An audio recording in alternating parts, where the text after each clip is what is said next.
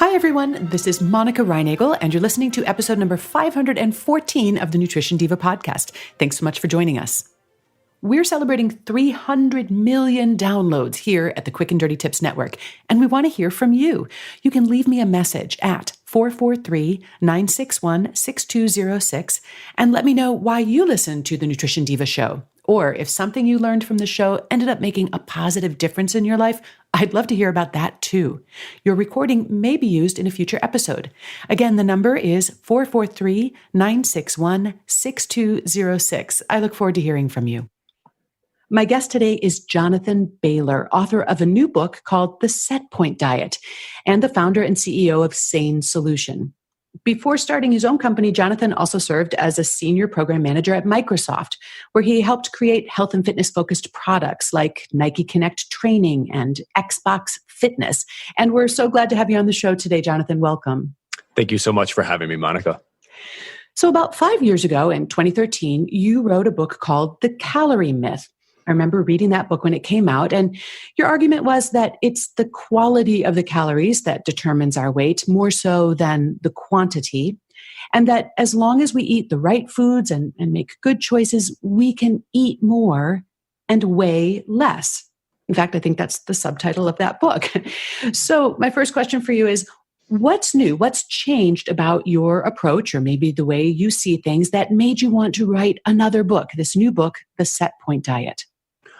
We were very, very pleased and humbled with the success of the calorie myth. And the only quote unquote problem was the feedback we got was essentially folks saying, hey, great, you've now disproven everything I thought I knew about eating and exercise, which I guess is good, but what do I do instead? So what is the solution to this calorie myth? And that's what we've been doing over the past 5 years. I have since left Microsoft on great terms. It's a wonderful place to work, and started my own company to help develop solutions to help people to live in this new quality rather than quantity focused way.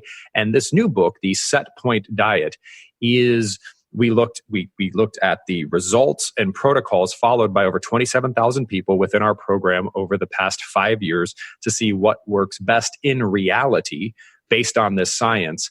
And from that has emerged the Setpoint Diet. So it is a refinement of the high-level scientific principles described in the calorie myth, but more importantly, it's an optimization of them in terms of what works for real people in real life. And we've added entirely new dimensions, such as mindset, habit formation, the emotional aspect of things like this. Because again, it's one thing to do research and write a book.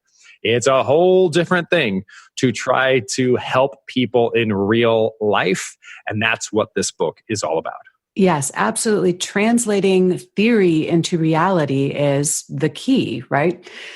So this concept of a set point is an interesting one. I think it's one that gets a lot of people's attention. It's sort of this idea that the body has a weight that it wants to be at. And somehow that weight always seems to be about 10 or 15 pounds higher than we would like it to be at. And then if we lose weight, this theory goes, the body fights to return to its previous weight. Unfortunately, it seems like when we gain weight, the body doesn't seem to mind that quite so much. But in the Setpoint Diet, you say that we can change that set point weight, that weight that our body wants to weigh, by changing our diet. That's exactly right. And there is a really interesting and important point here, which is, for a lot of us, we have the experience you just described, which is our body doesn't seem to mind if we want to gain weight, but it does seem to mind if we want to lose weight. And I don't know how many people know this, but my journey started with me hating and being disgusted with my body in my youth and doing some really stupid and dangerous things to try to change it because I was grossly underweight. And I couldn't gain weight. I was eating 6,000 calories per day and doing everything short of taking anabolic steroids in an effort to gain weight, and I couldn't. And now I have a 5-month-old daughter who we've had a very scary situation where she can't gain weight. And, in what the research I've seen and what we present in this book, I have a low set point. My daughter has a low set point. There are naturally thin people in the world. And it's really interesting to think about this from a research perspective, because what is happening within the bodies and brains of naturally thin people that cause them to be naturally thin? And how is that different from everyone else? And is there anything we can learn from that to help stem the tide against the tragic diabetes and obesity epidemics that are taking place? Well, you make a good point that there is a lot of individual variation. And although our society seems to be dominated by people who struggle to lose weight, there are also people who struggle to gain weight or to get their weight up to a healthy weight. So that, there's a spectrum there. But certainly a lot of the people listening here are feeling like, oh, I wish I had a low set point. And I have to admit, I think that sometimes when we talk about this set point as a primarily internal thermostat, we might overlook something important. I think that, and I'd be interested to hear what your point of view on this is, but I suspect that for a lot of us, that set point is at least partially due to our environment, the way our homes and workplaces and schedules are set up, and the degree to which they encourage us to overeat or maybe to be sedentary. So we can lose a bunch of weight on a short-term diet, but if we don't change in a really permanent way, the way that our homes and workplaces and schedules are set up, that environment, once we return to it, is going to exert a lot of pressure to revert to previous habits and therefore to revert to our previous weight. In other words, I'm not sure it's only what your body wants to weigh. It might in part be, what your friends want you to weigh, or maybe your spouse or your commute or your desk job or even your favorite restaurant.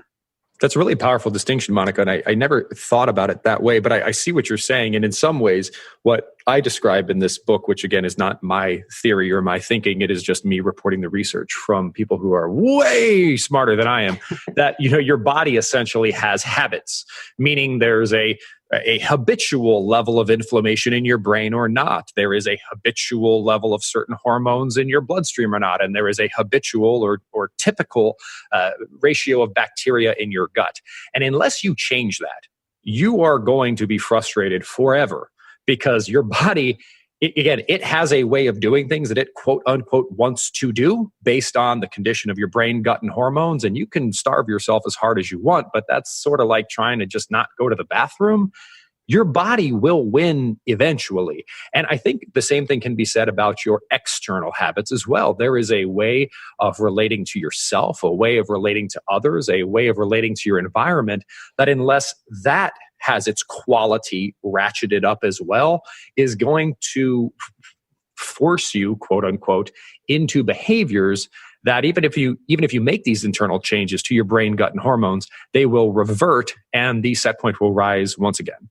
Right. So we really need to look at both sides of that, the internal and the external habits that we 100%. Have. 100%. And it's really neat because I actually spent some time filming a documentary over at the Harvard Medical School recently, and I met with Professor John Rady, who is a phenomenal researcher in the field of how exercise impacts your psychology in addition to your physiology. And he mentioned a cutting-edge study that they're doing in California right now on Medicare B patients, where they gave them questionnaires, and of course this is correlation versus causation, but still interesting. And then they did a bunch of quantitative analysis and said, how many points do you get in terms of life quality and quantity for eating healthfully? And how many points do you get for exercising? And they found that if you took the power, quote unquote, of healthy eating and proper exercise and combined them, that did not, in their study, have as positive an effect as the perception that you are socially supported and connected. Wow, that's amazing.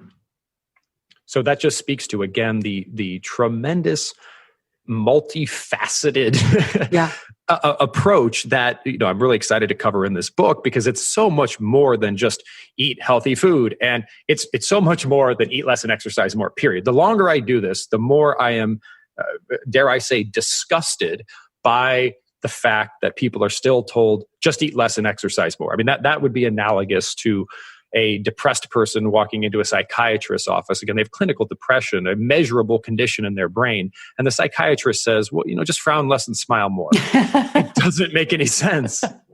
Might help a little, but it probably won't get you all the way there. Exactly. So I have to ask you this. The subtitle of your new book, The Setpoint Diet, is the 21-day program to permanently change what your body wants to weigh. But of course, knowing you, I can't believe this is meant to be a temporary intervention, but a permanent way of life, right?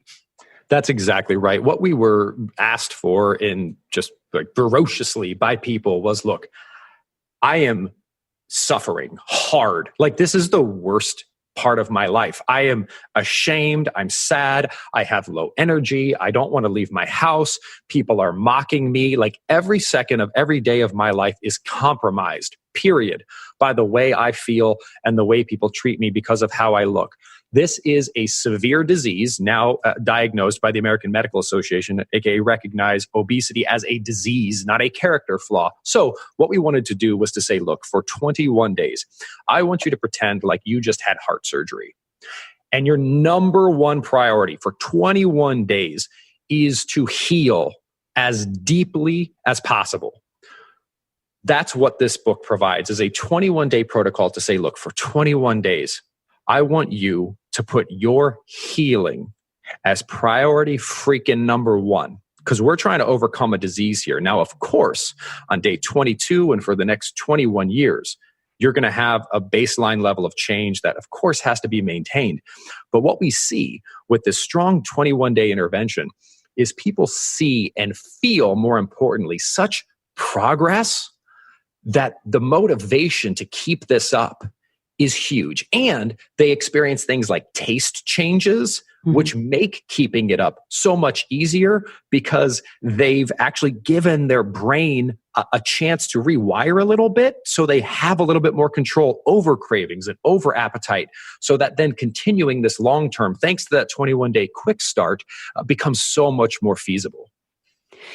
Okay, Jonathan, a lot of your focus in both the calorie myth and now in the Setpoint diet seems to be about eating foods that are going to fill you up and keep you satisfied. And this is something that my listeners have certainly heard from me. Foods that are higher in fiber and water help make you feel fuller in your stomach. And eating foods that are higher in protein and lower in sugar can help keep you from getting hungry again so quickly. And surely, controlling hunger is going to be a big part of managing your weight and learning how to choose those foods that do help you control your appetite. And I often see it suggested that if you just stick to these naturally filling foods, the portion control kind of takes care of itself. You can eat as much as you want because your body will tell you when you've had enough. But of course, that assumes that we only eat when we are hungry.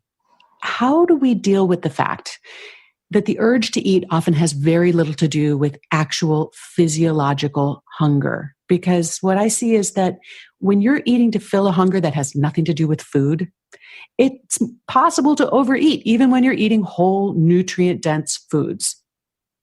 When we're using food as essentially a drug, I mean, let's be transparent here, right? My father is a drug and addictions counselor. My sister is a drug and addictions counselor. And some people reach for alcohol. Some people reach for heroin, and some people reach for sugar, and some people reach for sex, and the list goes on and on and on. But when we are eating to quell or alter an emotion, that is certainly a whole different ballgame than if we're just eating because we're a professional athlete and we're fueling the machine. And that's exactly why, Monica, for instance, in the calorie myth, we don't talk about psychology at all, period. It's like, this is science, robot voice. Not that that's bad. I mean, it's good to get all on the same page about the science. But in this book, we have an entire section called Love Yourself Slim, which, far from being woo-woo, is about the proven research about addiction, about cravings, about the impact of stress and shame and habits and emotions on behavioral patterns. And unless we get, again, to the underlying cause of how you see yourself, how you see food, and address that perception, this, again, is going to be an uphill battle. Actually, I'm glad you mentioned that because that is absolutely my favorite part of the book, the chapter that's called Love Yourself Slim. And I think you just make so many really important points about how hard it is to exercise self-care and even take on a self-improvement project when you're swimming in this toxic soup of self-loathing. As my friend Rebecca Scritchfield likes to say, you can't hate yourself healthy. And I've seen people falling into a trap where we think we need to lose weight in order to love ourselves. And I think what you're pointing out here is that in reality, we need to love ourselves in order to lose weight in a real and sustainable way. That is exactly right. There is no body appearance that will make you happy. The only thing, and I've seen this tens of thousands of times, that can make you happy is you today, right now, recognizing how brilliant and miraculous you are, period. Because once you get that, once you get that you are of the highest quality, truly get that, the desire, the craving to only allow high quality things into your body and mind becomes almost effortless. If you look at, when we think of diet, we think of things like the keto diet or the paleo diet. But kosher is a diet. Halal is a quote unquote diet. And a halal individual isn't like, oh my gosh, I really want bacon. I try so hard every day. And sometimes I cheat and eat all this bacon. They have a deeper belief about what pork means. And because of that, they eat in a way effortlessly, dare I say, that most people might find challenging. So getting down to the why, the perception, the belief structure, that is so ignored again by eat less, move more. I agree.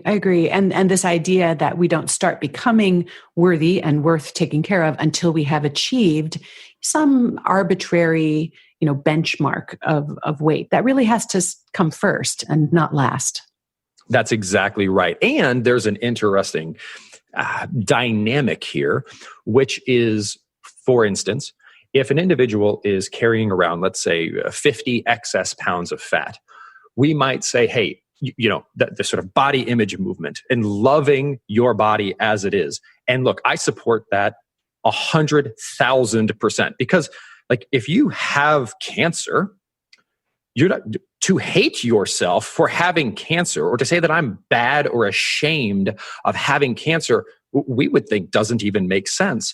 And when you look at the underlying causes of excess adipose tissue, brain inflammation, hormonal dysregulation, gut dysbiosis, and you treat this with the respect and compassion that a disease deserves, the idea of feeling shame or guilt because your body is storing excess adipose tissue because of a disease is not fair or reasonable. So please love your body, and with that, love it so much that you give it and treat it with what it deserves, because I swear you deserve better than what 90% of us are experiencing. Well, I want to thank you so much, Jonathan, for taking time out of what I'm sure is a very busy book promotion schedule to join me on the podcast. And I want to let our listeners know where they can find the new book. It's called The Setpoint Diet, and you will find it at your local or online bookseller. And you can connect with Jonathan on his website at jonathanbailor.com. And actually, if you'd like to hear a little bit more of our conversation about what goes into a healthy mind, body, and lifestyle, I'm actually a guest on Jonathan's podcast this week, The Sane Show, which you can find wherever you listen to podcasts. We have links to all of this stuff in our show notes, which, as always, are at nutritiondiva.quickanddirtytips.com. And we would love to include you in this conversation as well. So if you have comments or questions, you'll find me and Jonathan on Facebook and Twitter. I'm at Nutrition Diva. Jonathan, you are Sane Solution, I think, on Facebook, and Jonathan Bailor on Twitter. If I got that right? Perfect.